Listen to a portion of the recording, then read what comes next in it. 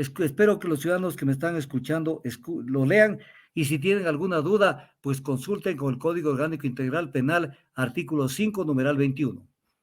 Objetividad. En el ejercicio de su función, la fiscal o el fiscal adecuará sus actos a un criterio objetivo, a la correcta aplicación de la ley y al respeto a los derechos de las personas. Investigará no solo los hechos y circunstancias que funden o agraven la responsabilidad de la persona procesada, sino también los que le eximan, atenúen o extingan. Entonces tenemos una fiscalía que está en la época de la Inquisición, en donde dice: a mí no se me va la liebre, y yo la persigo y la mato y la crucifico y la entierro. Tiene que tener el fiscal objetividad para manejar estos temas. Y no solamente ver los elementos de cargo, sino también los de descargo. Entonces, cuando, por ejemplo, el señor Villavicencio lo dice en entrevista a Teleamazonas hace 4 días, dice que fruto del tema del caso Singue, le llamó la fiscal preocupada. Entonces uno dice: a ver, la fiscal no puede hablar con nadie. No puede, ni el juez ni los fiscales pueden consultar con nadie, sea asambleísta, sea quien sea el Papa, porque tiene que manejar de manera personal la investigación. Y entonces, ¿cómo es que le llama y le dice: señor, estoy preocupada? ¿A quién le dijo? O sea que, ¿cuál es el cargo que tiene Fernando Villavicencio sobre la Fiscalía General del Estado? Esto es gravísimo. Esto, si pasara en un país de otro tipo, de Europa en especial, no duran ni 24 horas las dos personas en sus cargos.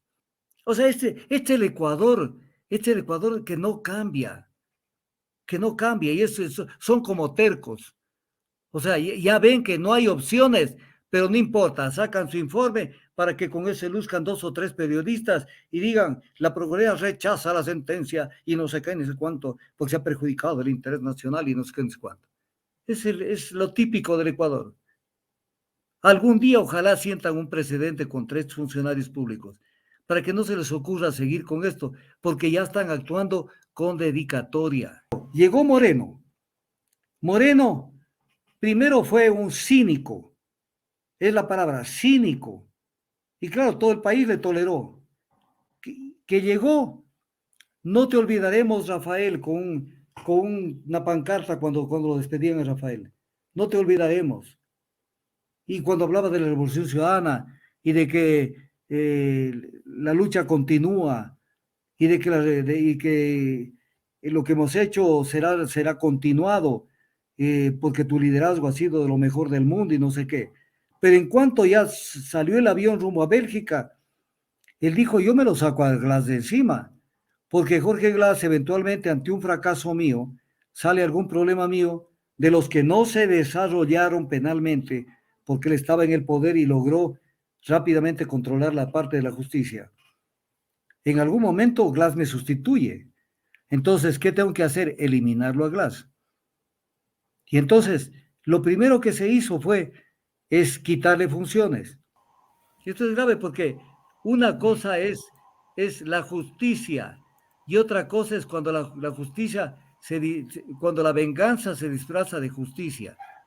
Yo no tengo ningún tipo de cercanía con la gente de la Revolución Ciudadana, pero no se puede, en el país no se puede actuar así. No hagas a otro lo que no quieres que a ti te hagan.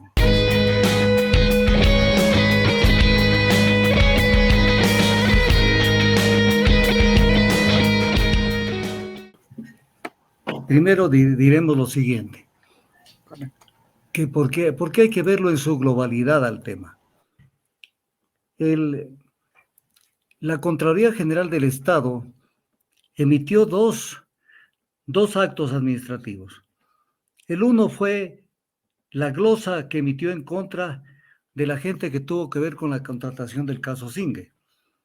Sí, y el otro fue el informe con indicios de responsabilidad penal, con el cual se inició el procedimiento penal en contra de las mismas personas. Ni siquiera tomó el cuidado la Contraloría al señalar a la gente, hubo gente que fue señalada en el informe con indicios de responsabilidad penal, siendo que ni siquiera tuvieron parte en la sesión en la que se aprobó el informe de la comisión y se adjudicó el contrato del Campo Singue. O sea, así de liviano fue ese informe de la Contraloría General del Estado. Así de liviano. ¿Por qué? Porque Pablo Celi lo que quería es rápidamente y al apuro sacar algo que le interese al gobierno. ¿Que le interese al gobierno para qué? Para iniciar su campaña de deshacerse del vicepresidente Jorge Glass, que ese era el objetivo indispensable y inmediato que necesitaban. Y esa prisa lo hizo a la Contraloría cometer una serie de absurdos que los voy a señalar de manera muy sucinta en la parte jurídica. El artículo 52 de la Ley Orgánica de la Contraloría General del Estado dice que la responsabilidad civil culposa, esto se llama la glosa, el nombre propio es responsabilidad civil culposa, dice, nace de una acción u omisión culposa, aunque no intencional, de un servidor público o de un tercero autor o beneficiario de un acto administrativo emitido sin tomar las cautelas, precautelas y precauciones necesarias para evitar resultados perjudiciales directos o indirectos a los bienes y recursos públicos. Concreto, la responsabilidad civil culposa o glosa nace de un acto que es un acto no intencional, que ha sido tomado por imprevisión, por falta de precaución. Hay que tener claro esto. Y sin embargo se manda dos informes, el de responsabilidad penal sobre el tema de peculado. Pero el peculado tiene como esencia de ese delito el dolo, la intencionalidad de apropiarse de bienes públicos, de apropiarse o de direccionarlos a terceras personas. Entonces viene el tema. ¿Hubo culpa o hubo dolo? Porque no puede ser que la Contraloría acuse de un acto no intencional y aplique una glosa, y por otro lado pida la sanción por peculado, porque se ha cometido el peculado, y eso implica necesariamente la existencia del dolo, o sea, la intencionalidad de rogar un daño al Estado. Entonces, comencemos por allí, que es, perdóneme la palabra, Jairo, y a los ciudadanos igual, esto fue una estupidez, comenzando por allí. Luego, como tenían que tramitar el tema del informe de la Contraloría, que dicho sea de paso, este informe es el que genera la responsabilidad civil culposa. Este tema fue llevado a conocimiento del Tribunal Contencioso Administrativo para discutir la validez de este informe. Y en esta acción que llevó a cabo las personas que fueron señaladas con esta glosa y con este informe, lograron una cuestión importante para los intereses de sus defendidos. ¿Cuál era la cuestión importante? Declararon inválido el informe en dos sentencias del Tribunal Contencioso Administrativo. Declararon inválido el informe de la Contraloría por extemporáneo, porque lo sacaron fuera de tiempo. Entonces, de esto cabía todavía incluso un recurso respecto de lo resuelto por el Tribunal Contencioso Administrativo. Y la Fiscalía ni la Contraloría presentaron un recurso de casación contra estas sentencias del Tribunal Contencioso Administrativo. Como que dijeron, estamos perdidos, no tenemos por dónde irnos, porque el informe fue extemporáneo y no se pueden cambiar las fechas así nomás. Entonces, esto hizo que parte de la defensa de la gente de Singue fue decirle a los jueces que llevaban el caso Singue en la parte penal, decirles, señores, el informe que sirvió de base para iniciar este proceso es un informe que fue declarado inválido, o sea que no tiene validez, no tiene eficacia jurídica. ¿Y pues mediante qué? Mediante dos sentencias, y sentencias ejecutoriadas, porque no fueron presentados los recursos de casación. Entonces es irreversible. Entonces, no existiendo el informe de la Contraloría, parte de la defensa de la gente implicada en el caso Singue fue decir, señores, me están condenando y me han iniciado un proceso en base a este informe. Y este informe ya fue declarado inválido. Entonces es importante verlo. ¿Por qué? Porque de pronto de la noche a la mañana, nos salen con que no, que vamos a iniciar nuevamente un proceso y que vamos a comenzar de cero. Porque la Contraloría solamente se ha basado, la Fiscalía solamente se ha basado en el informe de la Contraloría. Pero esto no es cierto. Es parcial, parcialmente cierto o es una verdad a medias. Y lo voy a demostrar porque es una verdad a medias. El artículo 195 de la Constitución dice, la Fiscalía dirigirá de oficio o a petición de parte, en este caso de la Contraloría, la investigación preprocesal y procesal penal. Entonces, no puede salirnos la Fiscalía hoy a decir, ¿sabe qué? Lo que pasa es que yo me basé en el informe de la Contraloría, pero como me dicen que esto ya no ha valido, que ellos lo saben bien, que esto fue declarado inválido, entonces sucede que yo ahora voy a comenzar de cero. No, pues si tú de oficio o a petición de parte iniciaste la investigación procesal. De oficio quiere decir porque me da la gana, porque creo que hay indicios de responsabilidad penal, porque creo que hay indicios que me llevan a que existan elementos de convicción y luego a presentar pruebas del cometimiento de un delito. Entonces, que no vengan a hacerse los inocentes o las inocentes a venir a decir como que ahora van a ver qué hacen nuevamente de cero y que comenzarán de cero. Entonces, Doctor, ¿y una aclaración o una ampliación de la sentencia? Claro, eso van a pedir aclaración o ampliación de la sentencia, pero esto no cambia el fondo. Esto es para ganar tiempo, para ver qué hacen, para ver qué acuerdan, a qué llegan y etc. cosas. Pero esto no cambia el fondo de la cuestión. Pueden pasarse allí 6 meses, 5 meses más y al final tienen que confirmar. Porque la sentencia no se admite cambios en la sentencia y en la parte de fondo. Lo máximo que harán es aclarar, ampliar algún concepto que quiera decirles la Fiscalía del Estado o alguna institución. Entonces esto no cambia, esto ya está oleado y sacramentado.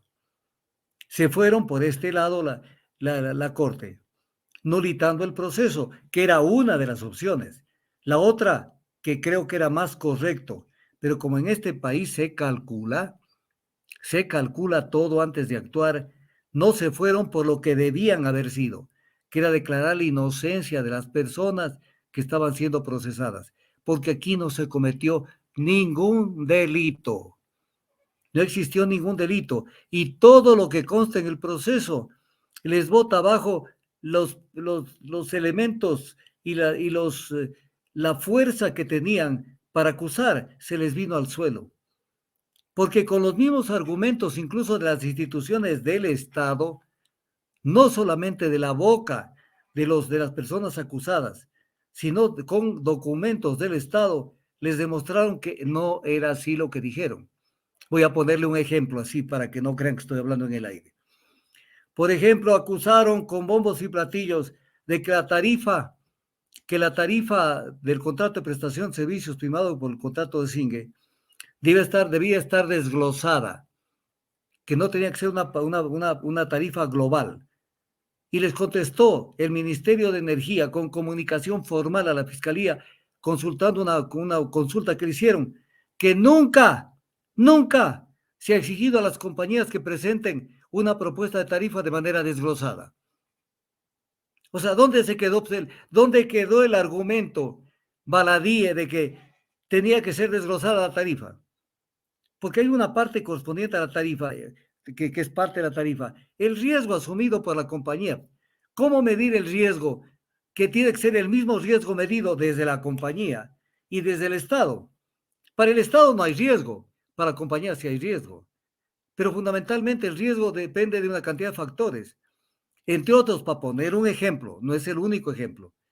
Por ejemplo, ¿cómo puede en un determinado momento fracasar un contrato y tener problemas cuando el precio de los hidrocarburos caiga por el suelo.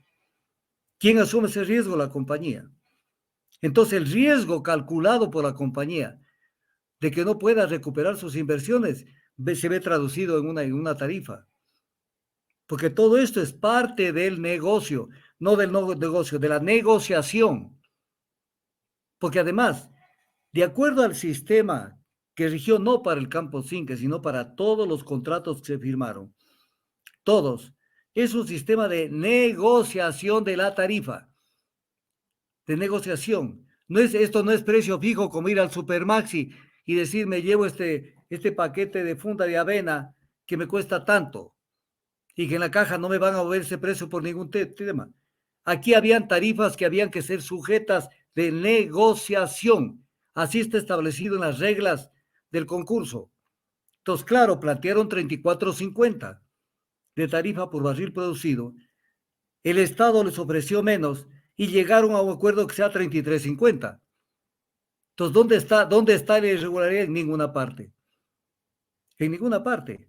Porque fue una tarifa negociada, como han sido todas las tarifas que se han firmado, porque no es la única tarifa que no se ha movido el precio. Porque si estamos pensando en una tontera, que tenemos que sujetarnos al criterio que tenga el Estado, entonces sencillamente ya no hay negociación. Tenían que haber dicho el Estado en el concurso, para el Estado, porque fueron varios campos, no solamente fue el campo Cingue. Por ejemplo, tenían que decir, para el campo Charapa, por ejemplo, para el campo Charapa, el Estado tiene que decir, yo estoy dispuesto a pagar tantos dólares con tantos centavos por barril producido. Si quieren, bien, y si no, no presenten ninguna oferta. Pues claro, pues porque es precio fijo. Pero cuando se hace una oferta es para negociar esa oferta, para discutirla. Entonces, que no vengan con semejante barbaridad de que la tarifa que estaba más alta, porque en este caso, para la Contraloría, era una tarifa de $32.45 y no 33.50. Y en ese cálculo metieron las de andar hasta el cogote de la Contraloría, porque sumaron las reservas probadas con las posibles, cuando eso no se podía hacer nunca. No se podía hacer nunca, porque lo único, algo cierto, algo no totalmente cierto, que se puede recuperar de un campo petrolero son las reservas probadas. Porque esto no es como, por ejemplo, cuando se dice en un almacenamiento, yo tengo 500 quintales de arroz, cuéntelos, ahí están 500. Y si quiere usted sacarlos a la venta, venga en camioneta, en camión, lo que sea, lléveselos y véndalos. El otro es, habrá la misma cantidad de reservas. Pueden haber más, pueden haber menos. Pero no eso está solamente a la suerte, sino que cuando le meten más dinero a la compañía para hacer una exploración a través de los pozos que se perforaron, se descubrió mucho más petróleo, o sea, arriesgaron dinero los contratistas y encontraron que había más petróleo. Y eso era conveniente para el Estado, porque el Estado, si no le invierten y no se busca más reservas y más producción, el Estado pierde. Y esto lo hicieron aparecer como que era algo malo en la ejecución del contrato, cuando ese es el espíritu de todo contrato petrolero, que la compañía invierta para no solamente explotar las reservas que existen, sino aumentar las reservas como lo hizo los contratistas de Cingue y darle un ingreso al Estado enorme, mientras la compañía todavía tiene el saldo algo en rojo. ¿Por qué? Porque no ha recuperado su inversión todavía y porque además por la cláusula de carry forward, que me demoro mucho en explicarla, por la cláusula, la compañía les retiene el 25% de la tarifa cuando el precio de los hidrocarburos cayó para abajo. Y eso solamente se lo discute cuando el precio ha subido y comienzan a recibir algún tipo de compensación, porque es un pasivo contingente. Entonces, cuando no entendieron nada de nada, cuando podáis inventar un informe sobre reservas de Geotech, cuando en materia de hidrocarburos, lo único válido en materia de reservas es la certificación de reservas que da el mismo Estado. ¿Acaso que alguien puede hacer un estudio de reservas e imponer su criterio por el criterio del Estado? El único que tiene la competencia para decir cuántas reservas hay en un campo es el Estado. y querían imponer que sea un informe que se lo sacaron por allí de Geotech, que el mismo gerente de Petroamazonas, en una comunicación que consta en el proceso penal, dice que ese informe no tiene ningún valor. Entonces, ¿de qué los acusan? ¿De qué los acusan? De absolutamente nada, es una cuestión. Y siguen con el tema de que, o sea, quieren meter la cabeza por donde dé razón, pero viene un tema que es importante. El Código Orgánico Integral Penal, en el artículo 5, tiene los principios procesales que corresponden al debido proceso penal. Debido proceso penal. En donde en el artículo 21, dice el numeral 21 del artículo 5, objetividad. Espero que los ciudadanos que me están escuchando lo lean y si tienen alguna duda, pues consulten con el Código Orgánico Integral Penal, artículo 5, numeral 21. Objetividad. En el ejercicio de su función, la fiscal o el fiscal adecuará sus actos a un criterio objetivo, a la correcta aplicación de la ley y al respeto a los derechos de las personas. Investigará no solo los hechos y circunstancias que funden o agraven la responsabilidad de la persona procesada, sino también los que le eximan, atenúen o extingan. Entonces tenemos una fiscalía que está en la época de la Inquisición, en donde dice: a mí no se me va la liebre, y yo la persigo y la mato y la crucifico y la entierro. Tiene que tener el fiscal objetividad para manejar estos temas. Y no solamente ver los elementos de cargo, sino también los de descargo. Tiene que haber objetividad. Entonces, cuando, por ejemplo, el señor Villavicencio lo dice en entrevista a Teleamazonas hace 4 días, dice que fruto del tema del caso Singue, le llamó la fiscal preocupada. Entonces uno dice: a ver, la fiscal no puede hablar con nadie. No puede, ni el juez ni los fiscales pueden consultar con nadie, sea asambleísta, sea quien sea el Papa, porque tiene que manejar de manera personal la investigación. Y entonces, ¿cómo es que le llama y le dice: señor, estoy preocupada? ¿A quién le dijo? O sea que, ¿cuál es el cargo que tiene Fernando Villavicencio sobre la Fiscalía General del Estado? Esto es gravísimo. Esto, si pasara en un país de otro tipo, de Europa en especial, no duran ni 24 horas las dos personas en sus cargos. Es terrible. Y si quieren ustedes, pongan entrevista de hace 4 días, Fernando Villavicencio en Teleamazon, y ustedes van a leer lo que dijo. Lo que dijo textualmente, y lo tengo anotado. La fiscal general del Estado me llamó muy preocupada por la relevante información que dio Carlos Pareja Llanoseri. O sea, sobre esto y sobre lo demás. Entonces uno dice: ¿qué es esto? O sea, la fiscalía se maneja en base al criterio que tiene un legislador. ¿Y por qué no consulta, por ejemplo, a un legislador de la otra bancada?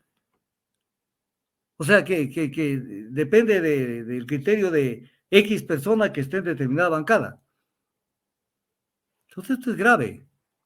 Y además sobre esto, no sé si quiera seguir analizando el caso, porque amerita seguir analizando el caso. Si usted quiere, sigo yo con la piola. Sí, doctor, por favor. Porque también más adelante quiero saber sobre la Procuraduría también que se manifestó también, doctor, por favor. Perdóneme un ratito, perdóneme, le pregunto, porque no he escuchado. ¿Qué dijo la Procuraduría sobre este tema? La Procuraduría se manifestó rechazando la decisión del tribunal y que listan acciones supuestamente en defensa de los derechos del Estado ecuatoriano, que listan acciones. A ver, pero si el hombre ni siquiera conoce el caso, ¿qué sabrá? Yo por ejemplo, me pongo a pensar: si este momento yo me siento con el procurador y le hago 10 preguntas sobre el caso Singue, no sabe dónde está parado. Entonces, ¿cómo es que seguirá acciones? ¿Por qué? Porque alguien lo llamó de arriba y porque comenzó a quererse lucir. El Procurador General del Estado, a ver, en primer lugar, el Procurador General del Estado no es solo la persona que está en funciones ese rato. La Procuraduría ha venido actuando en este proceso. Por ejemplo, vamos a poner un ejemplo para que usted vea las cosas. Con esto le destrozo la tesis. Sí, solo una cosita más, doctor, que este comunicado de la Procuraduría fue el 10 de noviembre mismo cuando se dictó la sentencia, doctor. Ya, pero espéreme un ratito. ¿Quién dijo esto? ¿Entonces Íñigo Salvador o Larrea? Esto es un comunicado desde la página de la Procuraduría del Ecuador, caso Singue, Procuraduría General del Estado, rechaza la decisión del tribunal y realiza acciones en defensa de los derechos del Estado ecuatoriano. Ya, a ver, es un saludo a la bandera primero. Segundo, debe haber hecho esto en la administración de Íñigo Salvador. Pero viene un tema, pregunta, a ver, es una pregunta sencillita para la gente que nos está escuchando. ¿Y qué pasó cuando el Tribunal del Contencioso Administrativo declaró nulas los informes de la Contraloría General del Estado? Porque ahí participó la Contraloría General del Estado cuando declaró en dos sentencias declararon inválido el informe de la Contraloría por extemporáneo. ¿Y ahí por qué no salieron a mal relajo? Que ahí estaba participando como patrocinador, o sea, como abogado del Estado, el Procurador General del Estado. ¿Y, y, ¿y qué pasó? O sea, ahora se acuerdan de que el informe de la Contraloría fue declarado inválido. Y si quieren ir contra la sentencia de los jueces de la Corte Nacional de Justicia. Cuando ellos lo que están haciendo, nada más vea señora, que hay un informe, aquí hay unas dos sentencias, donde dicen que este informe de la Contraloría es inválido por extemporáneo, carece de validez, por lo tanto carece de eficacia jurídica. Y entonces, y aparece la Procuraduría con los típicos alardes. Entonces vamos a defender los intereses de no sé qué y no sé cuánto. Pero si se metieron a defender lo indefendible, voy a poner un ejemplo. La Procuraduría General del Estado, en el caso Singue, elaboró un informe extensísimo, que yo lo tengo, un informe extenso sobre el tema de la transferencia de derecho y obligaciones del contrato. Y dijeron que en el caso ese armaron el escándalo también en el proceso penal, que todo eso era nulo. Y después apareció el informe de la Procuraduría, que enviaron ese informe al ministerio en su época. Es un informe extenso donde concluye diciendo que la transferencia de derecho y obligaciones del contrato fue perfectamente legal y que se ajustó al artículo 79 de la Ley de Hidrocarburos y al reglamento de transferencia de derecho y obligaciones de los contratos petroleros. Entonces, ¿qué podía decir la Procuraduría con un informe que salió de la misma Procuraduría diciendo que todo estuvo bien? O sea, este es el Ecuador que no cambia, y eso son como tercos. O sea, ya ven que no hay opciones, pero no importa, sacan su informe para que con ese luzcan dos o tres periodistas y digan, la Procuraduría rechaza la sentencia y no sé qué, ni sé cuánto, porque se ha perjudicado el interés nacional y no sé qué, ni sé cuánto. Es lo típico del Ecuador. Algún día ojalá sientan un precedente contra estos funcionarios públicos, para que no se les ocurra seguir con esto, porque ya están actuando con dedicatoria, ya se ve que hay una actitud, o sea, una intencionalidad de hacer daño. Entonces, por eso volvieron a decir que la Fiscalía podría volver a formular cargos contra los cruzados y empezar de cero la investigación. ¿Cómo pueden Doctor, empezar de cero la investigación si la investigación ya fue empezada, pues?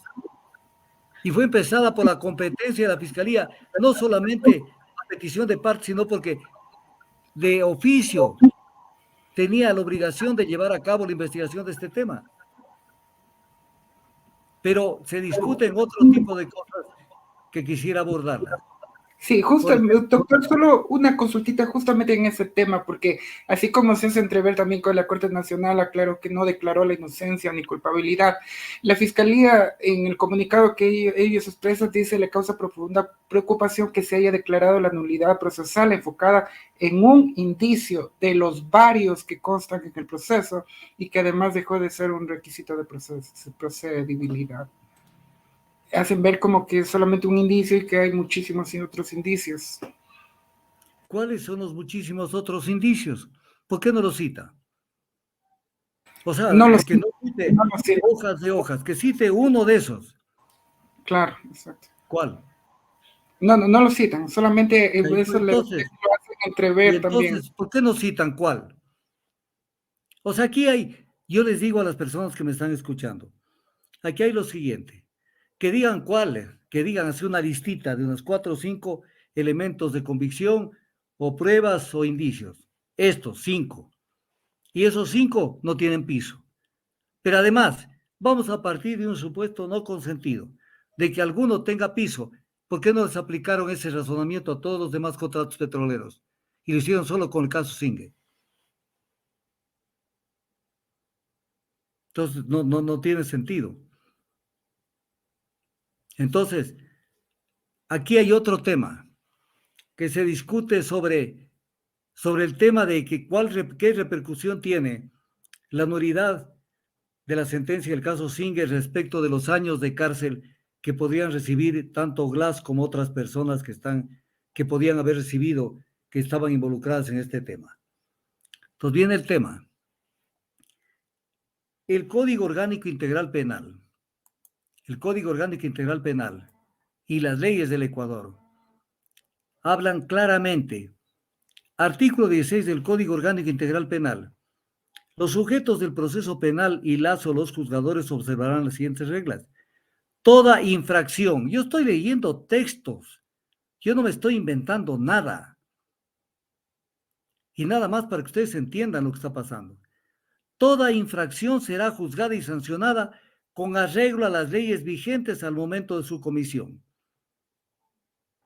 Entonces viene el tema. ¿Con qué código tenían que sancionar a los involucrados en este caso? Con el Código Penal, no con el Código Orgánico Integral Penal, porque el que regía al momento del cometimiento de la supuesta infracción era el Código Penal, que fue derogado en el 2014. Entonces, Código Orgánico Penal, ok. Luego dice, se aplicará la ley penal posterior más benigna sin necesidad de petición de preferencia sobre la ley penal vigente, al tiempo de ser cometida la infracción o dictarse la sentencia. Y el artículo 5 del COIP, del Código Orgánico Integral Penal, artículo 5, numeral 2, dice favorabilidad. En caso de conflicto entre dos normas de la misma materia que contemplen sanciones diferentes por mismo hecho, se aplicará la menos rigurosa, aun cuando su promulgación sea posterior a la infracción. Pero hay algo que es mucho más profundo, que es el tema de los principios de favorabilidad. Artículo 76 de la Constitución, numeral 5. En caso de conflicto entre dos leyes de la misma materia que contemplen sanciones diferentes para un mismo hecho, se aplicará la menos rigurosa, aun cuando su promulgación sea posterior a la infracción. En caso de duda sobre una norma que contenga sanciones, se aplicará en el sentido más favorable a la persona infractora. O sea, eso se llama el principio de favorabilidad, que es constitucional y que también es legal, porque está en el Código Orgánico Integral Penal. Entonces, con base al principio de favorabilidad, ¿cómo puede ser que, por ejemplo, digan que no se puede, en el caso de Jorge Glass, para poner un ejemplo, que no se puede plantear un recurso de unificación de penas? Porque según el COIP, él apenas tendría el 36% de la pena cumplida y según el Código Penal derogado tendría el 62% de la pena y estarías listo para salir en prelibertad. Para esto no se necesita ser ni siquiera abogado. ¿Cuál es la ley que tiene que aplicarle? El Código Penal anterior. Primero, porque con ese debió ser juzgado esas personas. Y segundo, porque es más favorable al reo, bajo la institución mundial, no del Ecuador, la institución del indubio pro reo. Entonces, no, o sea, no cabe siquiera hablar de que tendría que acumularse las penas, cuando en el Código Penal derogado procedía la absorción por parte de la pena mayor de las penas menores. ¿Y qué van a hacer una excepción? Porque tienen que sancionar a, qué sé yo, a Carlos Pareja, Jorge Glass, a alguien, y tienen que meterse entre ceja y ceja, que tienen que joderles la vida, solamente porque se les ocurre. ¿Y dónde quedan los códigos? ¿Dónde queda la Constitución? Entonces, esto es grave. Yo no estoy defendiendo a nadie. No estoy defendiendo a nadie, pero no pueden actuar de esta manera. No pueden actuar de esta manera porque esto es realmente ensañarse con la gente y esto no se puede hacer en un proceso penal. Entonces, el tema es clarísimo y pretender iniciar de cero nuevamente, cuando ya han sido juzgados con esto, ya han sido juzgados, comenzar de cero, de cero, algo que ya tiene todos los elementos dentro del proceso.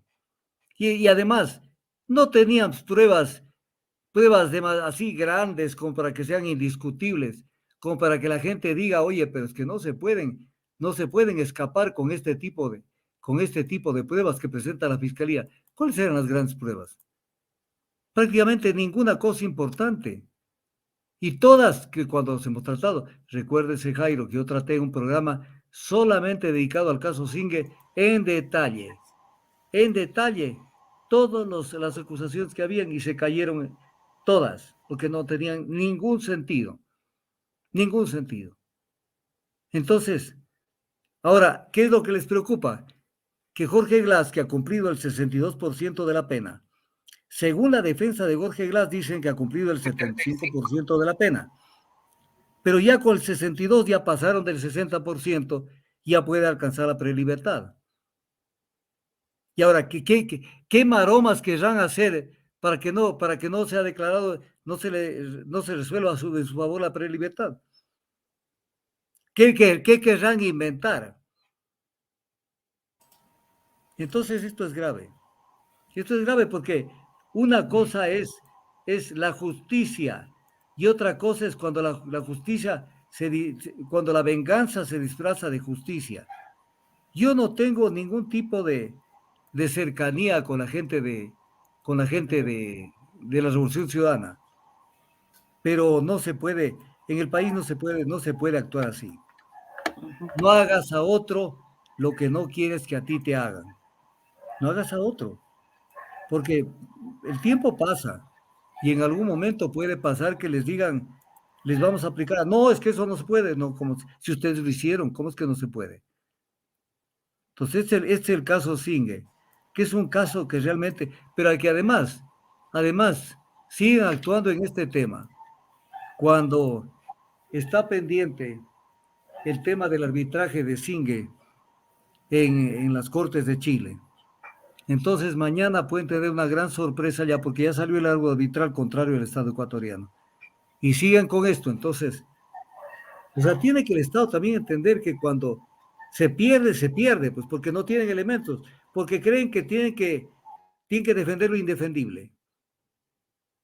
No, pues si están convencidos, pero con elementos de convicción, con pruebas o con indicios en su momento de la etapa investigatoria, indagatoria, si están convencidos, presenten las pruebas.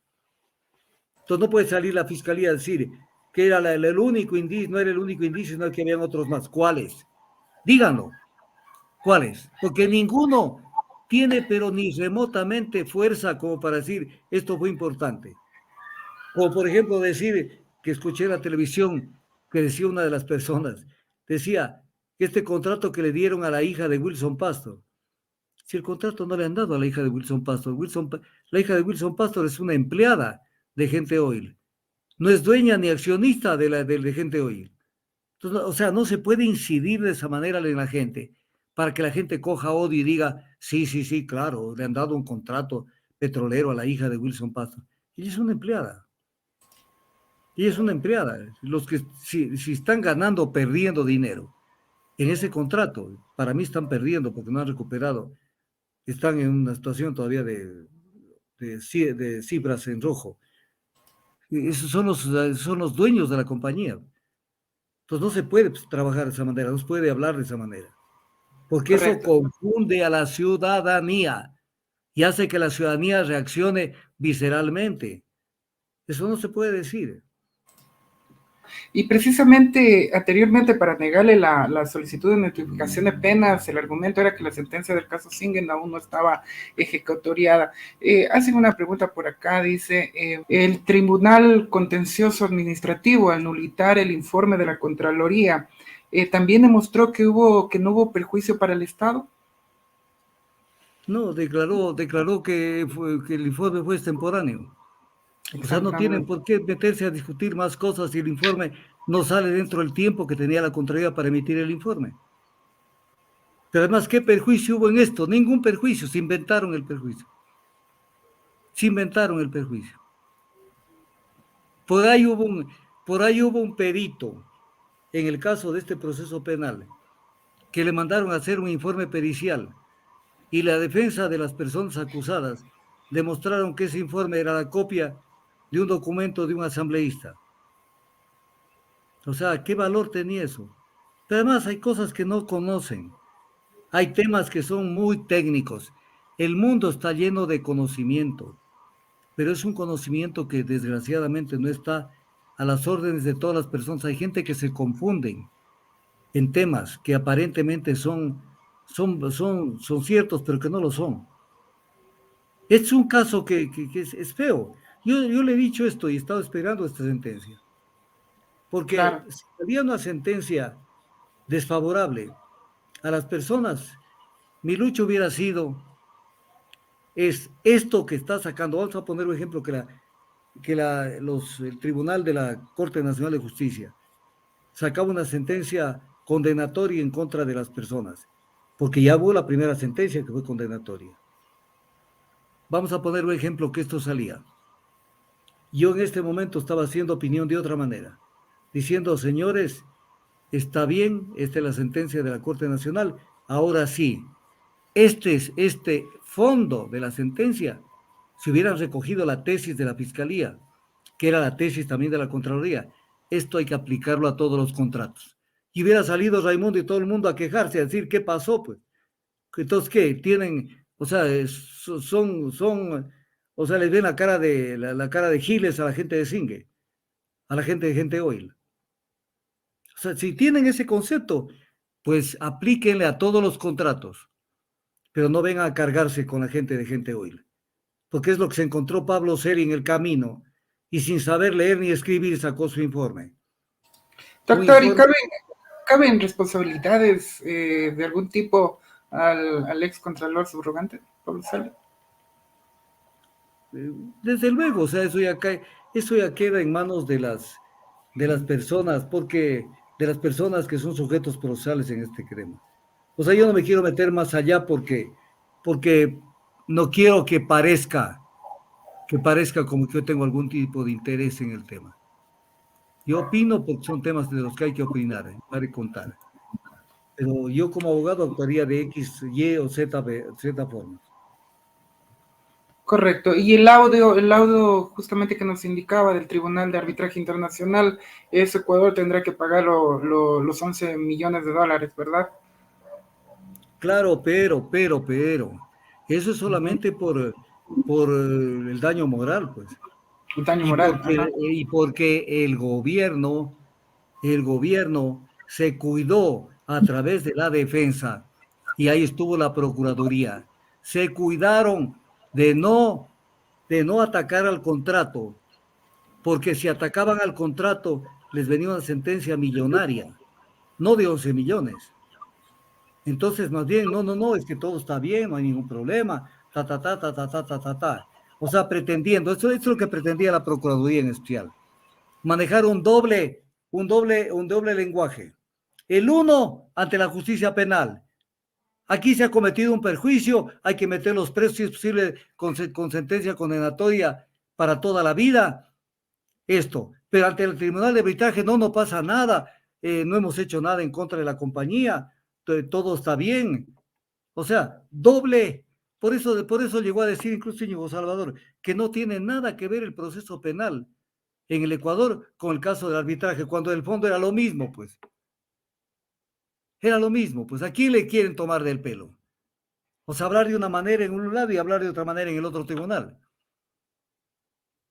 Pero si hubiera llegado a tomarse una acción en contra de, en este caso, de la compañía Gente Oil, que es la dueña del contrato Singue, el tema hubiera tenido un color de otro tipo.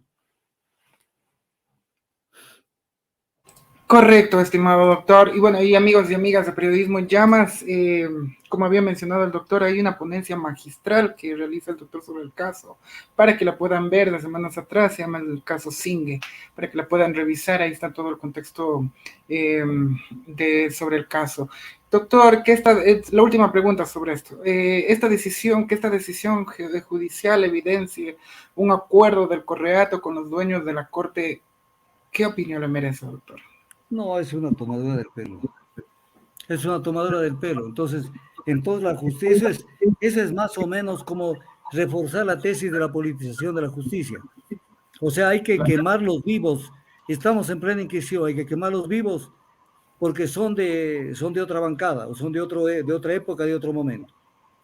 O sea, uno tiene que tener objetividad. Yo, por ejemplo, no concuerdo con las políticas. Estoy hablando, claro, con ciertas políticas que llevó a cabo el gobierno de Correa.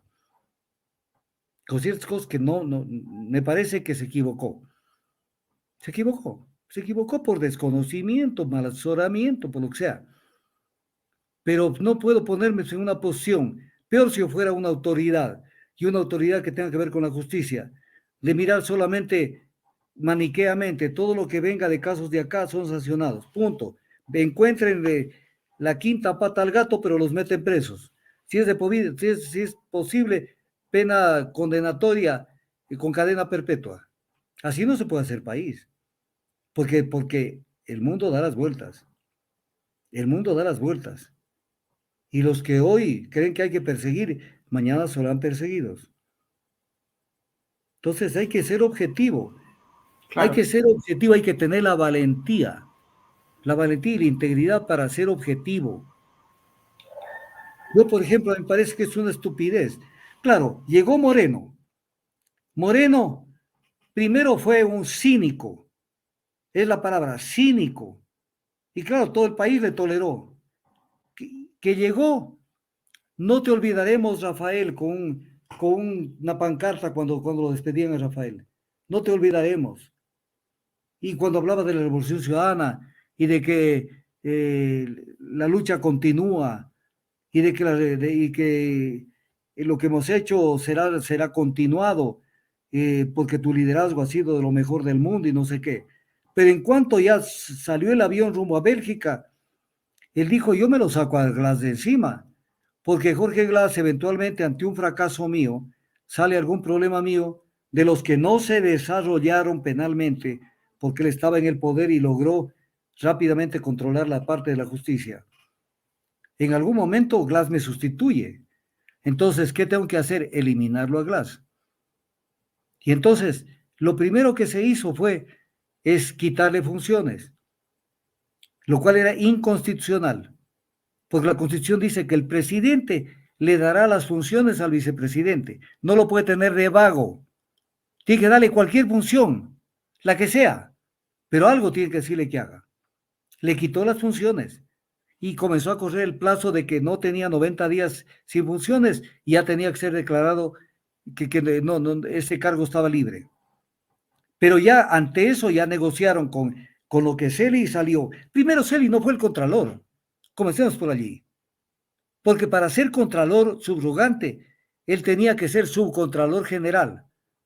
Y Carlos Polit, cuando todavía estaba en funciones, porque fue destituido un mes después, cuando estaba en funciones, le quitó el nombramiento de subgerente, de subcontralor general a Pablo Celi, que era una prerrogativa del contralor, porque dice el artículo 33 de la Ley Orgánica de la Contraloría General del Estado, que el contralor será el que tenga a su cargo designar al subcontralor.